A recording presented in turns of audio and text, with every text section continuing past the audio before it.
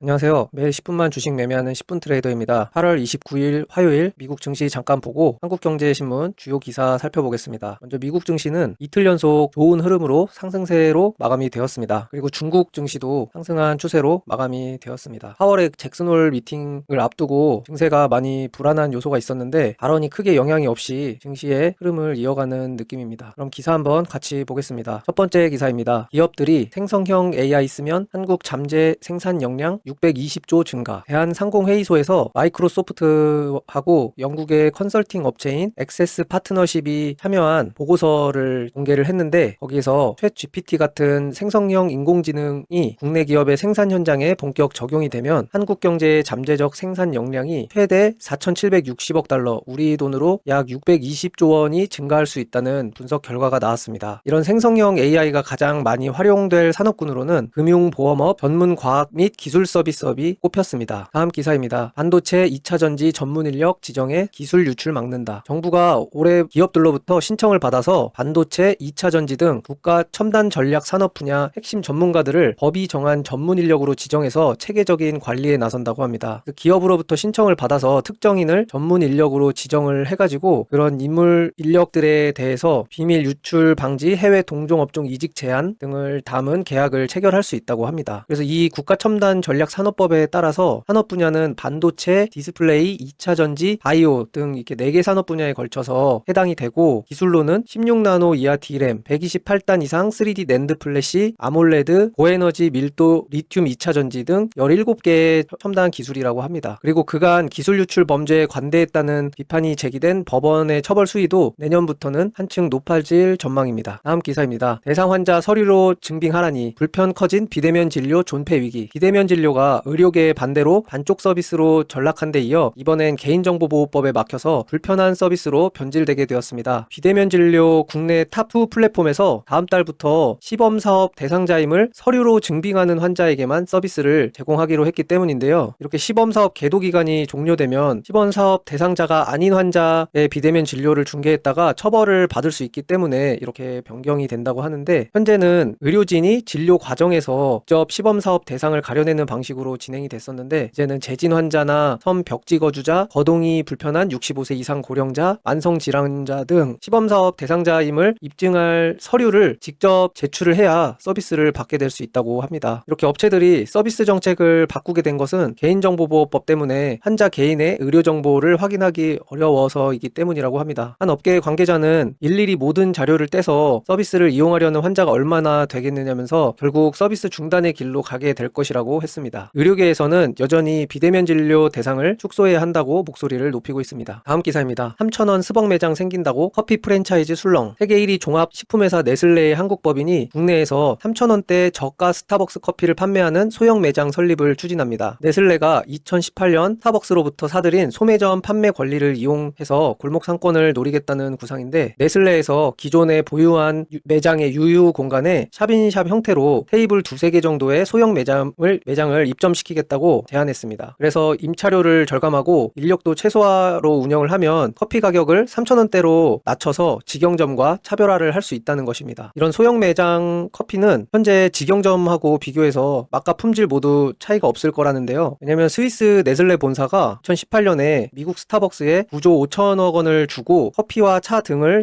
식료품점과 소매점에 판매할 수 있는 권리를 확보를 하게 됐는데 현재 스타벅스 원두하고 캡슐 커피를 네슬레가 유통을 하고 있다고 합니다. 일각에서는 스타벅스 브랜드 사용권을 두고 네슬라와 스타벅스 커피 코리아 최재 주주인 신세계그룹 간의 법정 공방이 벌어질 가능성이 있다는 분석도 나오고 있습니다. 다음 기사입니다. 이상 기후의 습격, 밥상 물가 추석 전 더 뛴다. 물가 상승률이 최근 2%대로 내려왔지만 식품 물가는 여전히 높은 수준인 것으로 나타났습니다. 폭우와 폭염 등으로 작황이 좋지 않은 상황에서 엘니뇨 등 이상 기후로 국제 식량 가격이 상승하면 식품 물가가 계속 오를 수 있다는 우려가 나오고 있습니다. 또 세계 1위 쌀 수출국인 인도를 비롯해서 19개국의 식량 수출 제한 등이 겹치면서 식료품 물가 상승 우려가 커지고 있습니다. 통계청에 따르면 식품 물가 지수는 전년 동월 대비 4.1% 상승을 해서 전월인 4.7%에 비해서 상승률은 낮아졌지만 전체 물가 상승률인 2.3%에 비해서는 2배 가까이 높습니다. 그래서 최근 물가가 안정되는 상황에서도 체감되는 물가가 여전히 높다는 지적이 나오는 배경입니다. 또 이런 상승세는 글로벌 공통 요인이 함께 작용하는 작용하고 있는데요. 코로나19 팬데믹에 따른 공급 병목, 러시아 우크라이나 전쟁 이후 곡물 비료 공급 차질, 각국의 식량 수출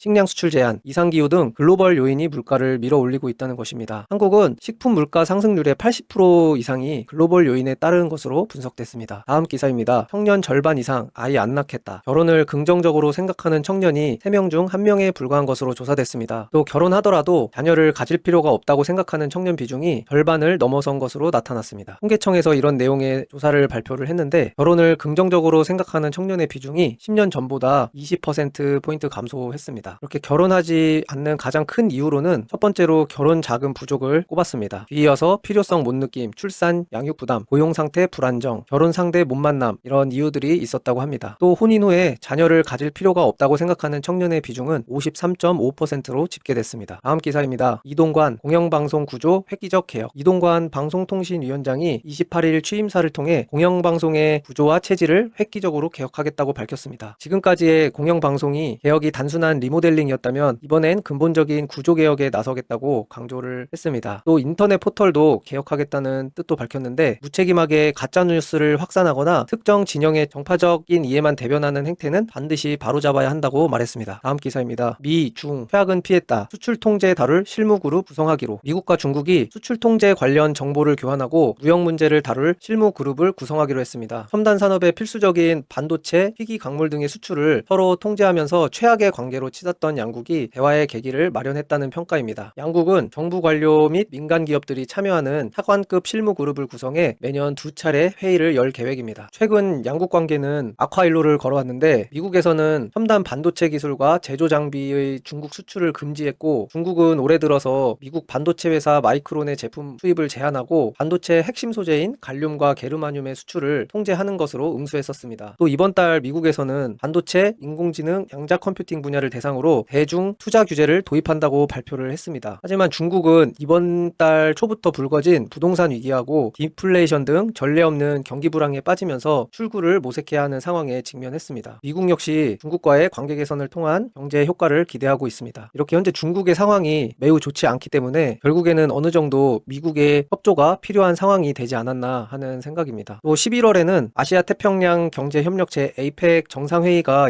열리게 되는데 그때 바이든 대통령과 시진핑 주석이 정상회담을 하는 토대를 마련하기 위한 사전 정지 작업이라는 해석도 나오고 있습니다. 여기까지 8월 29일 화요일 한국경제신문 주요 기사 함께 읽어봤고요. 여러분들이 주식 투자를 하면서 경제적인 시야를 넓히는데 조금이나마 도움이 되셨으면 좋겠습니다. 오늘도 영상 봐주셔서 감사합니다.